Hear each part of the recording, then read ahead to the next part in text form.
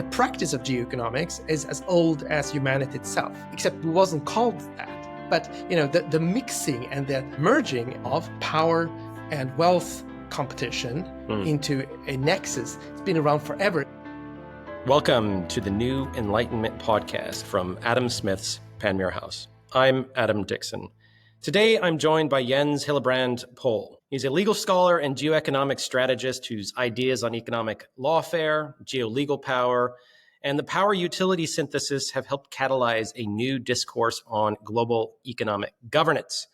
More importantly, he is the founding director of Helsinki Geoeconomics, a platform dedicated to advancing education, research, and convening at the intersection of law, capital, and strategy. Today, as you would expect, Jens and I will discuss geoeconomics and what that means and how to make sense of the geoeconomic moment that we are living in. Jens, welcome to the New Enlightenment. Thank you, Adam. Pleasure to be here. First question. What is geoeconomics? Now, all of a sudden, it's, you and I have been discussing this for several years now, but all of a sudden, partly because of the world we're living in and what's transpiring in trade relations, in investment screening restrictions, and you name it, the big mainstream media is starting to focus on geoeconomics. Gillian Tett, in the last few months at the Financial Times, has written twice on it, as if it's a new thing. Economists in the US are all of a sudden realizing that, geoeconomics is a thing and economics needs to be involved. How do we get involved? So I think for listeners, let's just start out with what is geoeconomics? Happy to start out there. So, geoeconomics is basically, as the word implies, a mixture, a fusion of geography and economics, and with it also geopolitics. So it's a study and practice of the intersection between geopolitics and economics. And I think that's kind of where we can all more or less agree. And why is it then sort of in vogue, or why has it become more appreciated as a lens? I think obviously have to do with changes in global commerce and the changes that we see in terms of tariffs, in terms of competition between the United States and China, on a range of issues that has to do with the economy. So geoeconomics is an avenue to try to understand and make sense of policies in the economic area that doesn't necessarily make sense from a classical economic perspective.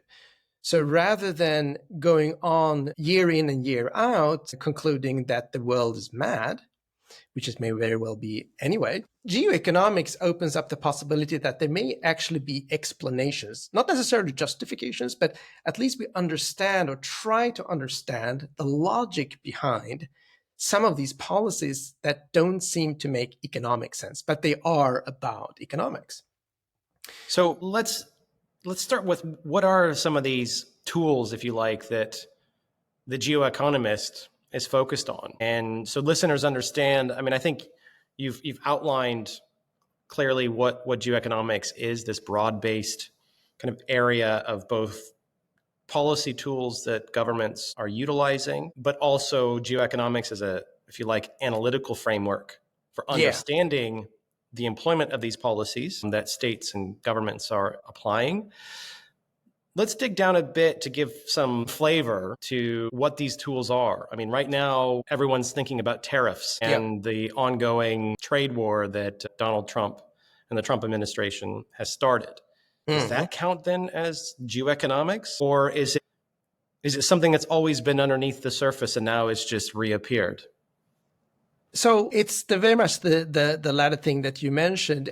What we're talking about are, I think the most natural way of thinking about geoeconomics is to look at tools, to kind of different types of policies and how certain policy tools are applied. And you can probably talk about 5 main tools, but then it's a question of how you want to divide it. But I would say that the studied in recent sort of time, I think, is sanctions. So sanctions are a kind of an obvious economic tool applied for geopolitical purposes. It used to be called the economic weapon up until around after the Second World War. And so the economic weapon was employed a lot between the First World War and the outbreak of the Second World War. And it comes from, the most extreme form, an economic embargo. So really hitting out at another nation's ability to conduct commerce with other nations. So out of that, we have today's understanding of sanctions, which is a much more sophisticated tool, which comes with the, legal superstructure around it. So sanctions is really kind of one of the main tools, and we see that being employed these days a lot more than just 10, 20, 30 years ago. So yeah, sanctions is one. Trade, you mentioned, absolutely. But for a very long period of time, trade wasn't really used as a weapon because we had a global consensus around GATT and then later WTO and the whole WTO legal framework around it that essentially outlawed trade as a weapon of geopolitical rivalry. But we've obviously seen a resurgence of that. So trade is definitely part, and it was also studied very long time ago. Albert Hirschman studied that in his book from the 1940s. So, and it was practiced, of course, a lot in the past, so before World War II and so on. So obviously you have those two. Then, of course, investment is a third area. Investment restrictions. Before the 70s, investment flows were not as free as they are today. Many countries had exchange control regulations in place and restrictions on foreign ownership of certain types of assets. What we have today are investment screening mechanisms that seek to restrict certain kinds of investments in particular sectors, such as critical technology, critical infrastructure, and other sort of defense-sensitive industries or assets. And then we have the banking and payment system regulation, which also comes smack in the middle of geoeconomics these days because of the centrality of currencies and also because of central critical financial infrastructure, which is critical for how our economies operate. And that I think is quite distinct from the investment side. And then the final macro category, if you will, are investment policies, which covers a lot of different things. It can cover the geoeconomic mobilization of intellectual property rights, for example, or competition law, or subsidies of various kinds. This is similar to what we talk about as non-tariff barriers in trade talk. And so it's domestic policy, and sometimes, in the European context, it's international within a European context. And so all of these fields, and the list is, of course, not exhaustive because human imagination sets the boundary, but these types of economic policies are capable of and are, in fact, used for purposes other than maximizing welfare, which is sort of the pure economic rationale for economic policies, you may think. And so to have a way of trying to understand how these tools are being employed, for what purposes, using which strategies, with which target groups and so on. It's a huge work that a lot of people are thinking about and have been thinking about, but there's a lot of work that remains to be done.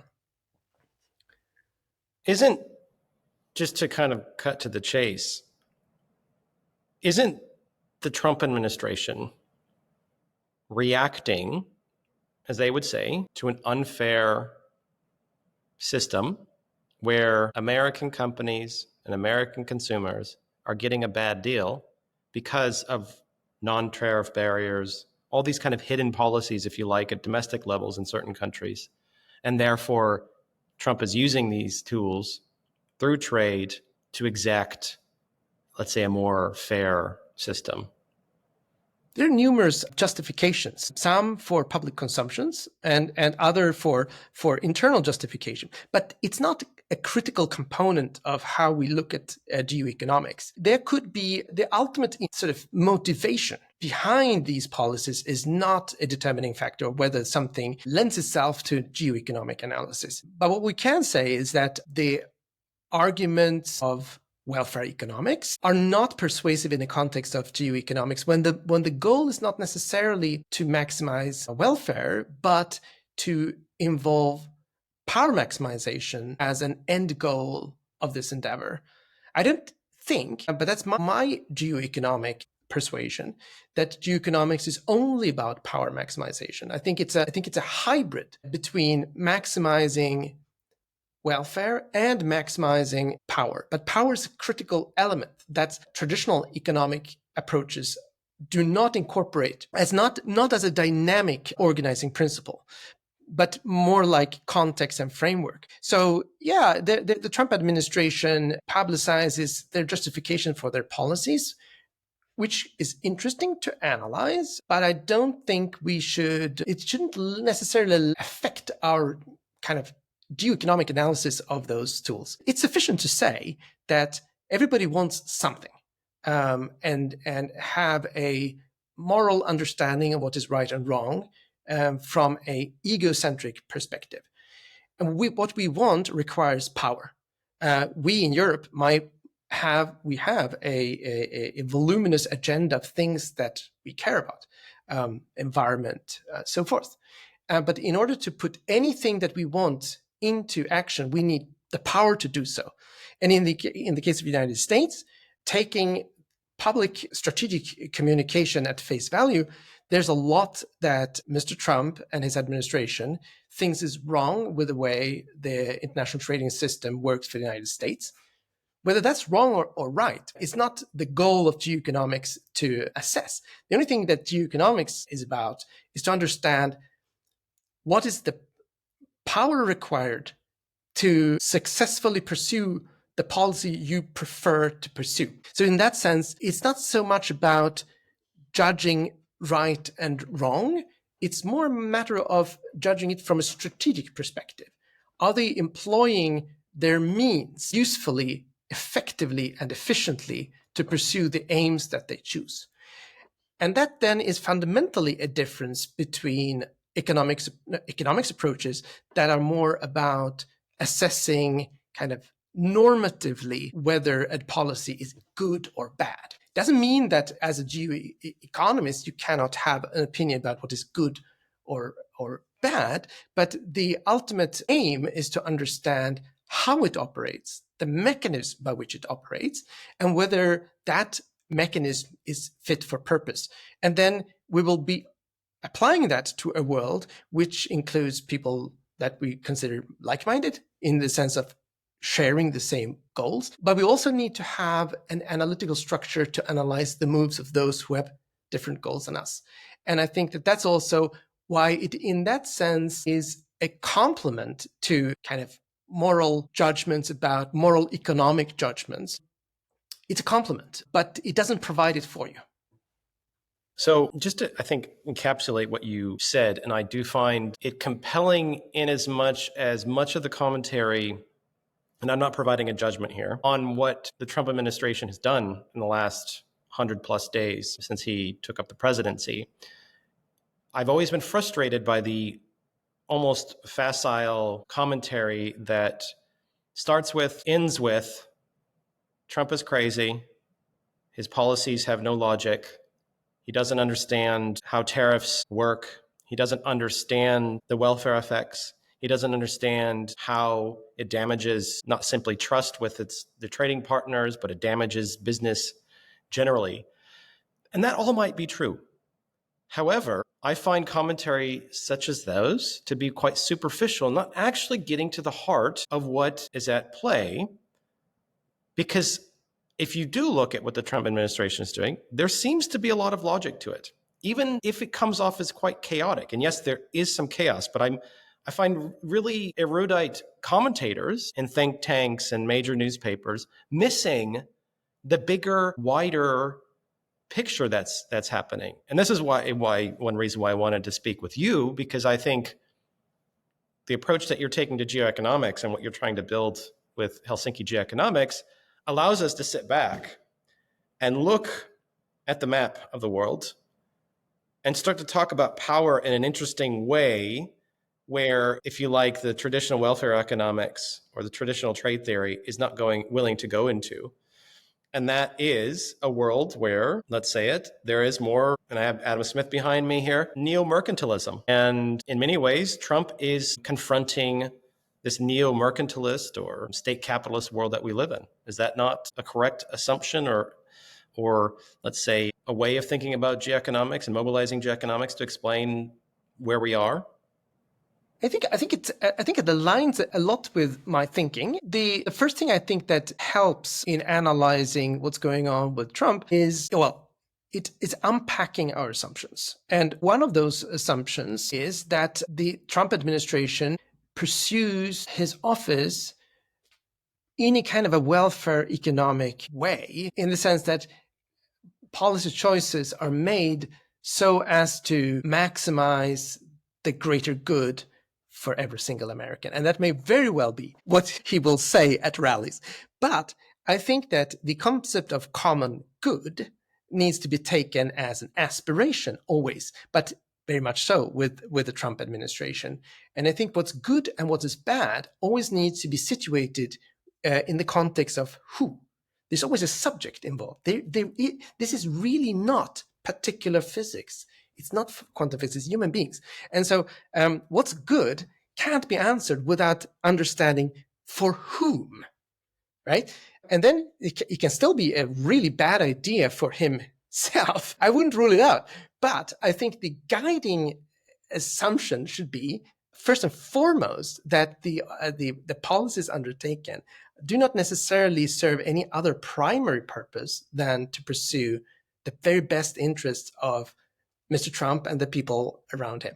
And that may very well be then at odds with what, and I think it is, with conventional economic understanding of what's good for the society from an economic perspective. It's not like something has changed. It's just quite possible. I just want you to entertain that possibility that the policies that don't make any sense, don't seem to make any sense from an economic perspective, and I couldn't say that they make any more sense than anybody else, may very well make sense from the narrow perspective of people very close to power. Because the other thing is, of course, and I think this is crucial to my understanding of power, and therefore, the underbelly of geoeconomics, which is power, is that we need to understand whose power. Mm-hmm. And it's very easy. And I think that our friends in the International Relations Guild will definitely, without blinking, always talk about states, the state's power, state's interests, and so forth. But the power that the state projects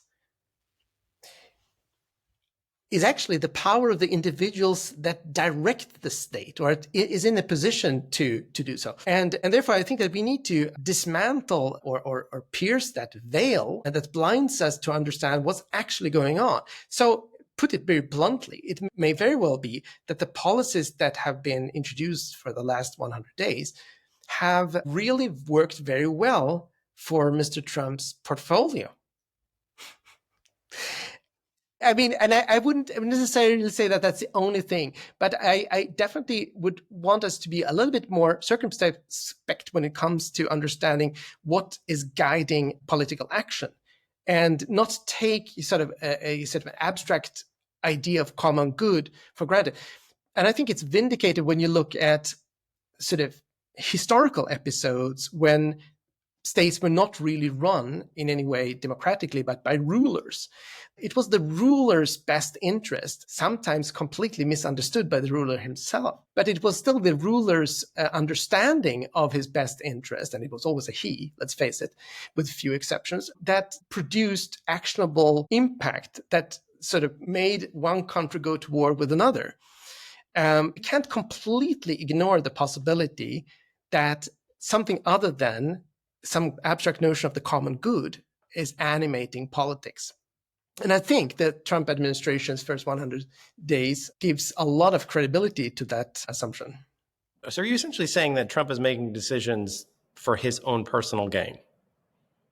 Are you saying... I mean, we cannot rule it out. Nor can we definitely rule out that any politician is at least in some conflict of interest between what's good for the self and what's good for the extended self and the extended self and ultimately the nation. It's not that simple. I mean, and many politicians look out for their voters and constituents way before some abstract notion of general welfare. And because there are myriads of policy choices you can choose from.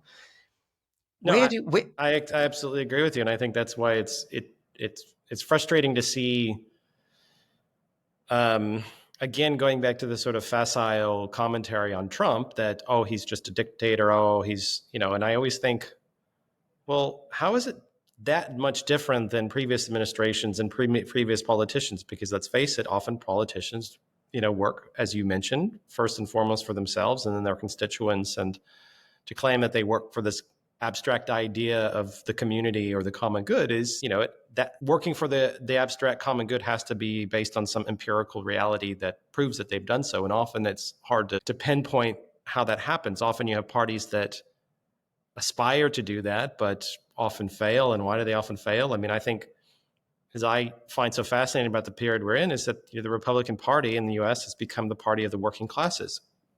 And why has that happened? Well, in part because the Democratic Party has left that space wide open. And so you have large swathes of the country that in working class people that look at Trump and what he's offering as more appealing. And what's compelling and what's interesting is to see that there are, at least with the trade efforts, again, people will say, well, it's not going to benefit the working class people.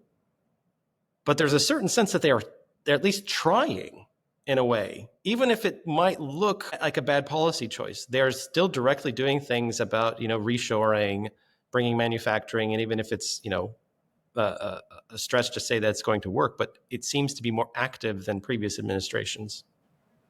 It can't be ruled out. It can't be ruled out. It's. I think that the point is simply that when we approach what motivates a certain policy, we need to be humble and we need to be very careful about what's actually animating it. The other thing is, I think it's very important when we are studying these type of events, is that we need to be extremely skeptical about the totality of strategic communication. Of course, we should read it, but our first instinct should be to decipher it as a message with a purpose and not just jot down the speaking points as they are. So obviously, but to the point that the Republican Party has been able to communicate better with the working classes, that's obviously proven through the electoral victory, that they have sort of been very good at doing that. Basically, win the White House back. Will it then translate into some kind of welfare gains? I find that a very hard thing to expect on, but nothing is too early to say. It's very too early to say. I wouldn't exclude it, but I don't think, and I've said this before, the world of politics doesn't consist of good guys and bad guys. They're just bad guys. They're just bad guys. And then okay, not all bad guys are equally bad. That's a different thing. And equally bad they can be equally bad in different ways. Yes. But I think it's we really need to work on the naivety part in analyzing these things. And so it's a brutal battle for power, particularly at that level. So I think it's probably as far as we can come. The thing is, though, in sort of by applying geoeconomics, we do need to take the agents, the rulers, whoever we study at face value. If we have to analyze Donald Trump's policy, well, we need to do that with open eyes. Whatever we think of, whether it's good or bad, shouldn't really factor into the analysis of, for what are we going to do then as geoeconomic analysts? We need to sort of deconstruct and understand what type of logic could match these policies, right? Is it chaos? Is it pure chaos? Or is there a grand master plan that is, being executed precisely as planned? I think probably neither of those two is true. But to say that there is no logic, that it's absolutely total chaos, people are just running around like wild animals there, I don't think that's also going in another extreme. I do think that there are ideas that are being sort of actions that are deliberately taken for a particular purpose, And the challenge is to try to understand what that logic is. What is that grand plan? And the first place to understand it is not listening into press briefings and printed materials or whatever, because we simply can't, because that's strategic communication. We kind of need to figure out patterns, sort of recurring patterns that links to established strategies. So you mean, I don't want listeners to think that geoeconomics is some kind of, let's say, academic enterprise, right? I mean, the ideas underpinning geoeconomics, these are debates that are happening in the academic world. I mean, geopolitics is nothing new. Studies of economic nationalism, so on and so forth, are nothing new. International political economy, all these kind of come together. Political geography, economic geography, these come together in sort of informing geoeconomic thought, international security.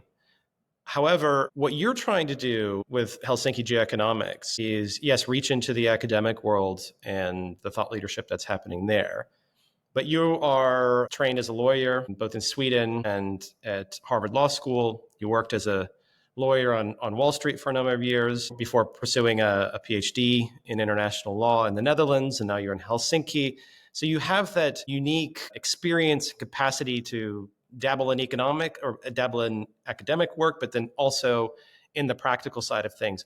What does it mean when you say we as geoeconomic analysts? I mean, how is it that companies, investors, and governments for that matter are employing geoeconomics? Or more precisely, how could they employ, let's say, the geoeconomist to make sense? I mean, what does that position and role do? Or how can existing analysts and the geopolitical analysts at an investment bank then employ more geoeconomic thinking? Yeah. No, look, so geoeconomics as a lens, as something that people like you and I take pleasure and intellectual stimulus reading about, thinking about, it's still very underdeveloped. It's an exciting field. It's an important field. We're asking important questions, neglected questions, but it's mostly question asking that's happening. And we're working on sort of trying to distill practice into, codify practice into something that is transferable, that is teachable, that is learnable in a sense. And to do that, we need to observe actual practice. And where do we find that actual practice from which we can kind of gather material and hone our skills and also equip others to be better at what they're doing? Well, we obviously have to work with the people that we call, they don't call themselves, geoeconomists. And who are they? So geoeconomists are, I roughly think of 6 different kind of community groups that are bound together by common education or professional status. A lot of them are lawyers, and that's also how I got into this field. A lot of lawyers do a lot of different things. But there are definitely those who are practicing, who are actually applying those very instruments that many people think define geoeconomics. I mentioned sanctions, I mentioned investment controls and trade. And so a lot of those instruments are in fact legal instruments. And so there are those lawyers out there that are mostly practitioners working at law firms that are experts in sanctions, are experts in investment screening or what have you, and are actually in the sort of position of applying them. They are one group that we need to deal with and work with and tease out what practices do exist. How are they actually applied? What do you mean by when you kind of go through a CFIUS review? What are the steps? What are the human beings involved? What kind of discretion do they have? To what extent do they defer to some other authority? And so it's an investigative work that definitely is anchored by those practitioners. Another group, the second group of those 6, is risk professionals. So those people usually have quantitative background. By the way, in lawyers, I would also count compliance officers, sometimes with a law degree, but not necessarily, but they apply legal frameworks. So risk managers, risk analysts, they are trained. There are lots of different varieties, obviously, but they can be looking at macro risks. They can be looking at political risk. A lot of people nowadays talk about geopolitical risk and even geoeconomic risk. And so it's interesting to see how standards are being developed by those practitioners themselves. And that's always been the case with risk management, by the way. I mean, universities have never really thought it was a worthy topic to really have a department of faculty. What is it really? It's very applied.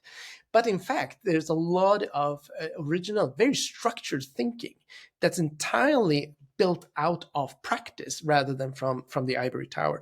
And so we need to talk to, and we need to understand these, what kind of risk assessments are done? What data do they use? How do they compute? How do they theorize or structure the way they assess risk? So that's another group. A third group is finance professionals, because finance professionals are also sort of forced is the right word, to have a view on geopolitical, geoeconomic issues in terms of allocating investments. And how do they then go about it? Very practical. It's just, we just need to understand, observe, reverse engineer what they're doing. So those, I think, three groups, and we can consider as well operational experts, those people whose job it is to design global value chains. They can have a variety of different educational backgrounds. How many do I left? Civil servants, public officials, people working within governments, because again, sometimes they are also lawyers, but they're kind of executing at least government policies. And then the final group are strategic communicators. And my experience is that most of the people I've come across that are very enthusiastic and really kind of, the overrepresented group right now, at least in geoeconomists, if we use that word, are strategic communicators, by different kinds of strategic communicators. Some are PR, public relations professionals, or strategic communication firm professionals that help their clients, lobby for political changes or monitor political developments for them. But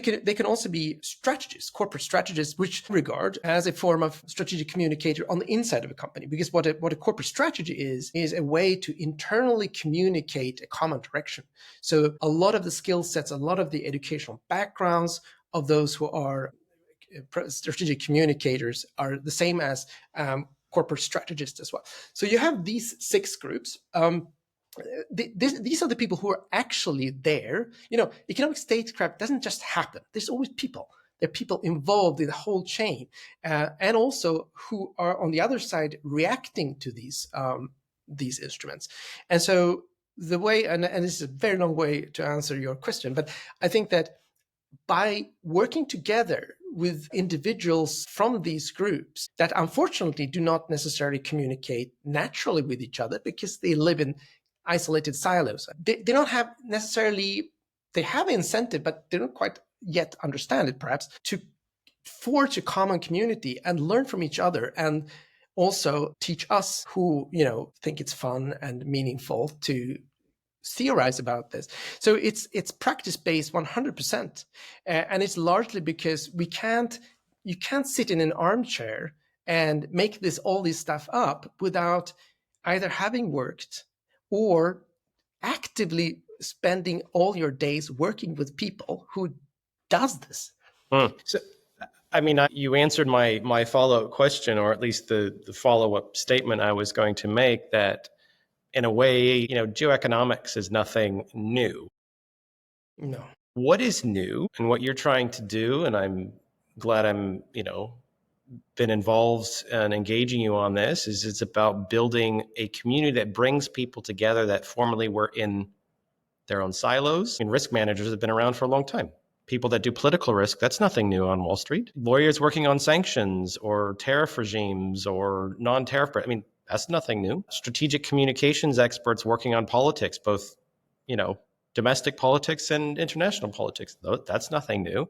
What's new is that a community is being formed that makes an active effort to bring them together, not because it's just a good thing to do, but the changing circumstances of the global political economy, let's call it, are forcing that dialogue to happen as a necessity, because the globalization that we grew up with, the understanding that trade was generally free, that we were moving in a more liberalized direction, that's no longer the case. And we're reverting to a world that, historically speaking, is one of increasing a return to mercantilism, in a more explicit way, where states are looking again at their own particular interests. And that requires a rethink about how we think about risk, how we think about communicating it, the strategies that companies and governments take, and how lawyers, if you like, are navigating that as lawyers. And that's where geoeconomics comes in, not as a new field per se, but one that aggregates these different skill sets and interests into one common framework, or at least one common community that brings out the practice, if you like. I always tend to think that geopolitics tends to be about bigger picture politics issues, whereas geoeconomics kind of gets down to the dirty details of investment screening. And It can do. Yeah.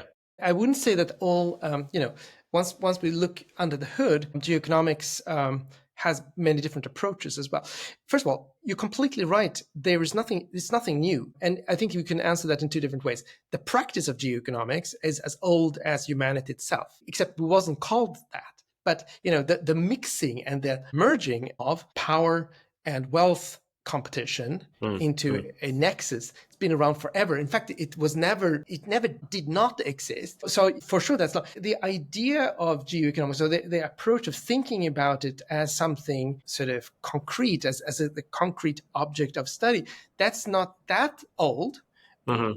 And even or the use of the word geoeconomics is not, well, it's barely 100 years old. But I think that, how then to go about geoeconomics, how can you meaningfully provide sort of a guidance or a framework that makes sense? I think that has also developed quite a bit over that period of time. And it's really the last 20, 30, 40 years perhaps that we've seen ideas crystallizing in this field. And I think from the beginning it was really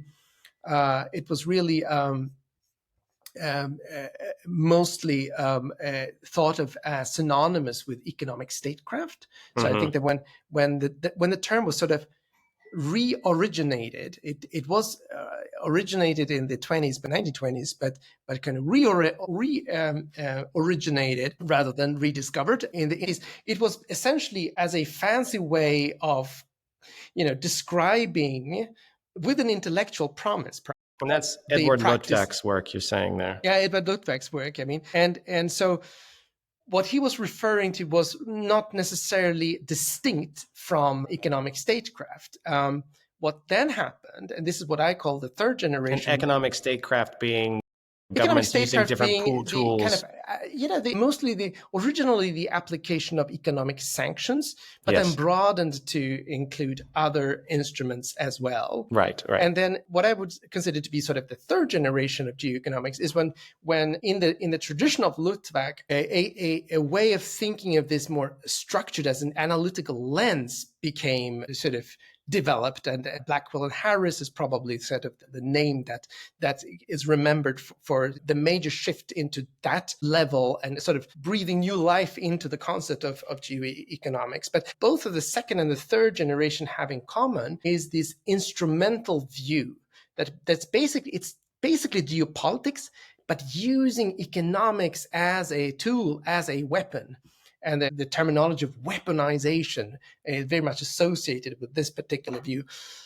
Why it's very exciting to live right now, I think, is because we're witnessing the contours of something far more ambitious than that. I was just going to add, I think, and this is a tendency with often international relations scholarship, is there's always that state-centric view of how the world works, when actually in this, the volume that I did on geoeconomics a few years ago that you were involved in, and that's how we first met. One of the main arguments we made in the introduction is that you have non-state actors with significant amounts of power, and this is, corporations, and I know you did a chapter, or there was a chapter on corporate, geoeconomics, but it's also, when we think about these global production networks and who are the lead firms that are orchestrating these major multinational, transnational production networks, or global financial networks for that matter, and these are, it's those non-state actors. And yes, there's lots of links between, Goldman Sachs is still an American investment bank, but, these are global in orientation. Or you have state actors, sovereign wealth funds that are, tied to a state, but then have many active, so there's a way that they have, work globally or have influence beyond a state, the state level. And so I think that's, the fourth or fifth generation of geoeconomics, where it's like reminding that it's not a purely state-centric, economic statecraft can happen through various actors with different scales. And I think that's an important aspect of geoeconomics. This one here.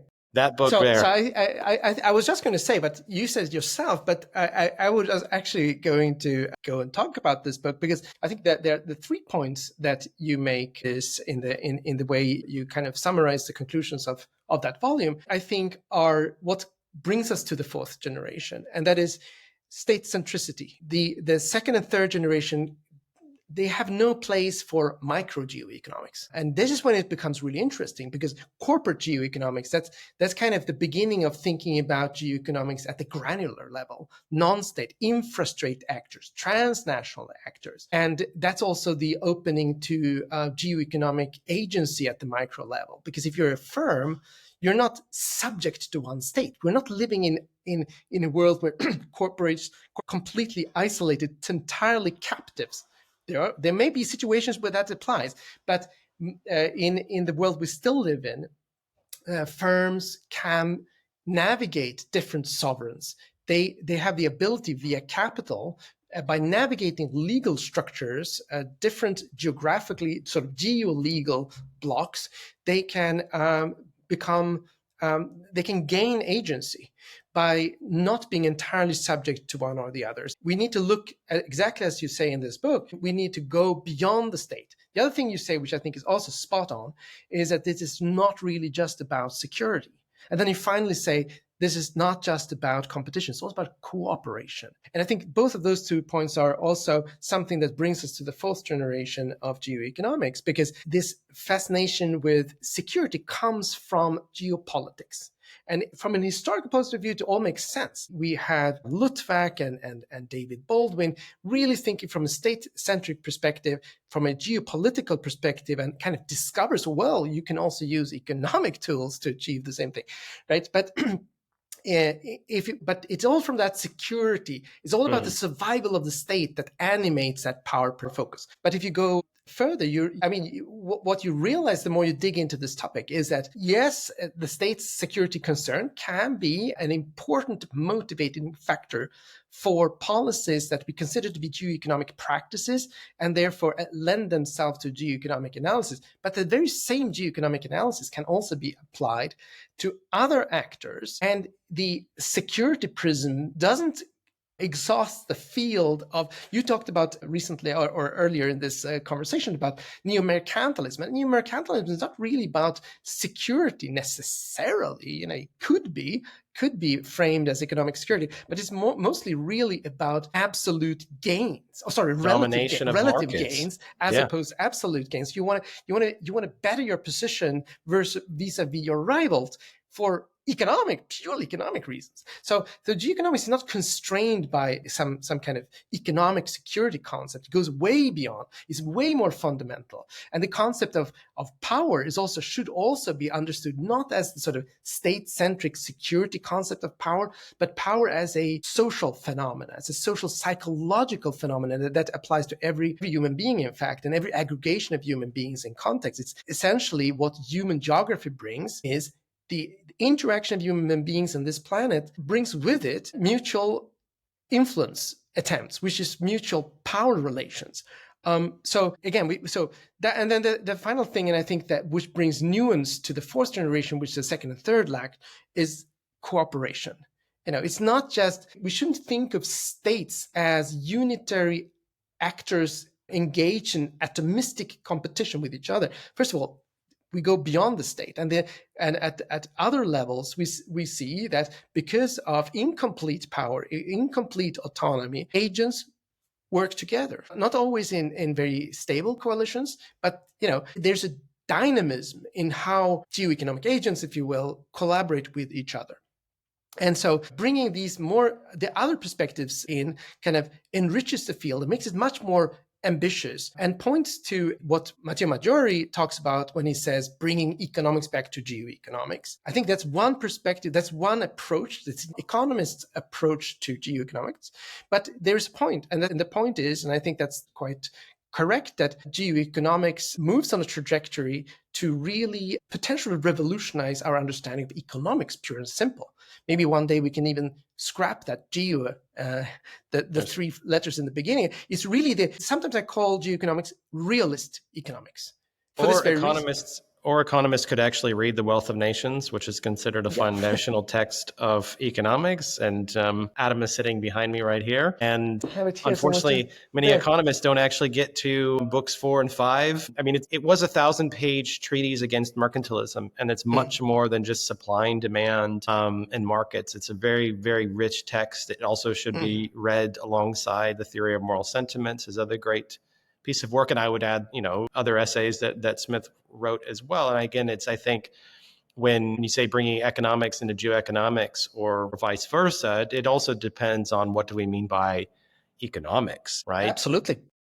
Economics also includes, or has done historically, those that don't use algebra to explain problems. It was much broader in its kind of treatment. And it's not to say that some of the tools of more contemporary economics aren't useful in terms of modeling some of these power relationships and the like, or the welfare effects of tariff regimes or investment screening. That's, I think, goes beyond the point. But it's the discovery of geoeconomics when actually maybe The Wealth of Nations should be the foundational text of geoeconomics, I would argue. I'm going to ask you one question. Yep. Or one final question, which is one of a speculative kind. What's the next 5 years going to look like?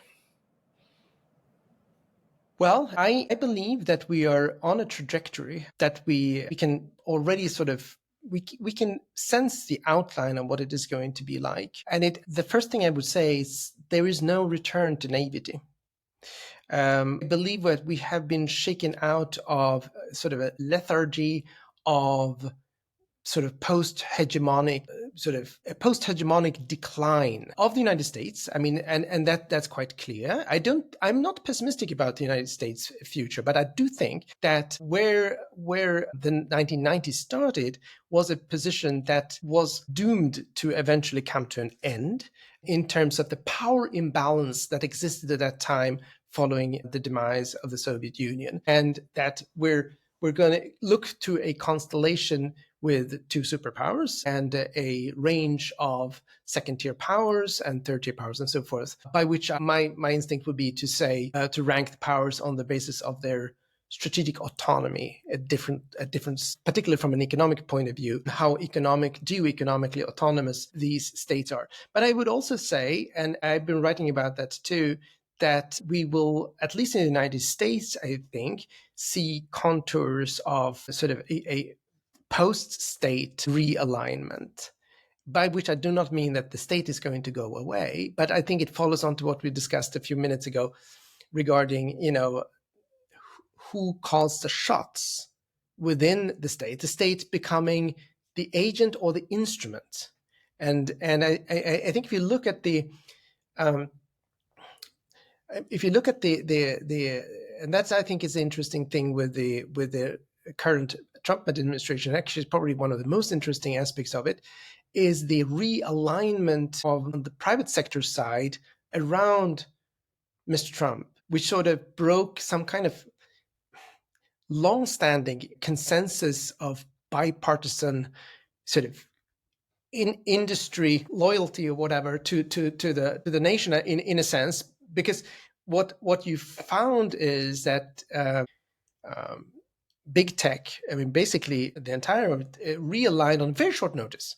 Just the last 6 months of last year, at least as far as we understand, to the policies of Trump, which I think amounts to something close to a revolution. And I think so. I think that I think there are fundamentally, realigning understandings in the corporate world in the United States that has brought the support base that's kind of the business support base of the current administration in place. And I think that's really worthy of looking carefully at. I think it's very interesting and points to potentially looking at sort of a situation where the state becomes much more clearly an instrument for a particular type of business or investor interest. Another, I think, long-term trend to look out for, and I think which has preceded what we see today, by 5 or 10 or 15 years is the increasingly hierarchical societies that are manifested through income and wealth inequality, and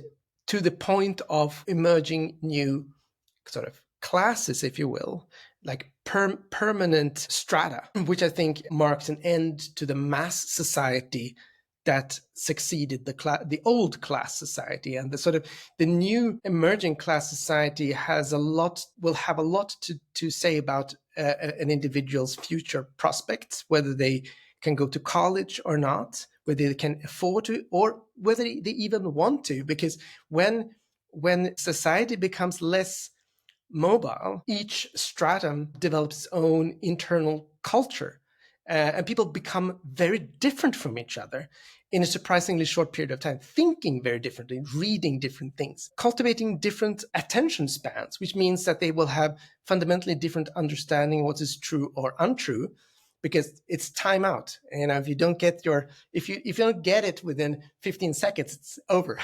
And some truths require a lot longer time. So I think that we will crystallize into a much more stratified society. Technology spurs that development. And I think that is another factor that means that a lot of assumptions that we have taken for granted when it comes to human mobility. So there's a human geography aspect there, needs to be reassessed as well. So I think those are some of the main trends. So states, the rivalry between states, absolutely. The realignment between sub-state and infrastate actors and states. So this is sort of the post-state, and the re-emergence of a hierarchical society, not just in the United States, but elsewhere too. I think is going to be things to look out for.